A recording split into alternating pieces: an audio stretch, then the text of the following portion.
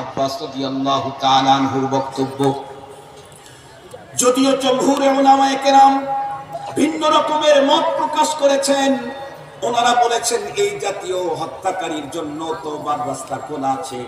যদি বলেন হুজুর কোরআন শরীফ তো বলতেছে তার জন্য কোনো পথ খোলা নাই, জমহুরে উলামায়ে কেরাম তারা তাদের পক্ষে তাদের কথাটাকে কোরআন থেকেই পেশ করেছেন। সূরাতুল আনআমের 151 নম্বর আয়াত, সূরাতুল ফুরকানের 68 নম্বর আয়াত এবং সহিহ বুখারী শরীফের ওই হাদিস, যে হাদিসের ভিতরে পয়গম্বর বলেন বনি ইসরাইলের ভিতরে একজন কিলার খুনি ছিল, খুন করতে করতে 99টা পর্যন্ত খুন করে ফেললো।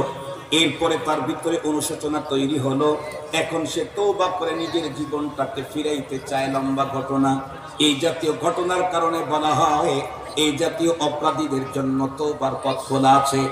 তবে বন্ধুরা আমার, বিশ্ব বরেণ্য আলেম আব্দুল্লাহ বিন বাস রাহমাতুল্লাহি আলাইহিকে জিজ্ঞাসা করা হয়েছিল, হুজুর বুঝলাম হত্যাকারী এই জাতীয় অপরাধের অপরাধী, সিরিয়াসলি আল্লাহ পাকের কাছে তওবা করলো, আল্লাহ তারে মাফ করে দিলেন, কিন্তু হত্যা হওয়া ব্যক্তিটা কিয়ামতের মাঠে আল্লাহর সামনে দাঁড়ালে তখন রব্বে কারীম কেমনে কি করবেন?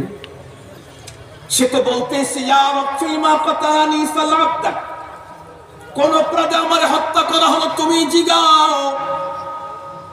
এমন প্রশ্নের উত্তরে আব্দুল্লাহ বিন বাস রাহমাতুল্লাহি আলাইহি যে কথাটা বলেছেন, আমি আমার নিজের পক্ষ থেকে মিসাল দিয়ে আপনাদেরকে বুঝাই। উনি তখন বলেন, হত্যা হওয়া লোকটাকে রব্বে কারীম ডেকে বলবেন, এ আমার বান্দা, তোমার যে ঈমান আর নেক আমলের পুঁজি আছে, এই পুঁজিগুলি দিয়ে তুমি জান্নাতের 1000 তালা পর্যন্ত হয়, কিন্তু আমি তো জান্নাত তৈরি করেছি 6000 তালারও উপরে। তুমি কি টোটালটাই তোমার জন্য চাও? বলে হ্যাঁ চাই।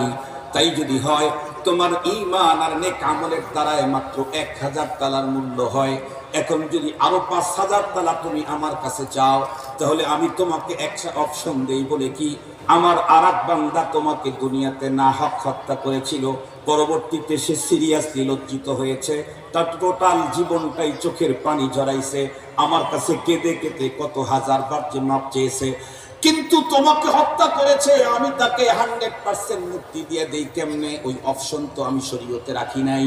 এই জন্য তোমাকে এখন বলছি, তুমি যদি আমার বান্দাটারে ক্ষমা করে দাও, আমি এই ক্ষমার কারণে তোমাকে আরো 5000 তালা জান্নাত দিয়ে দেব।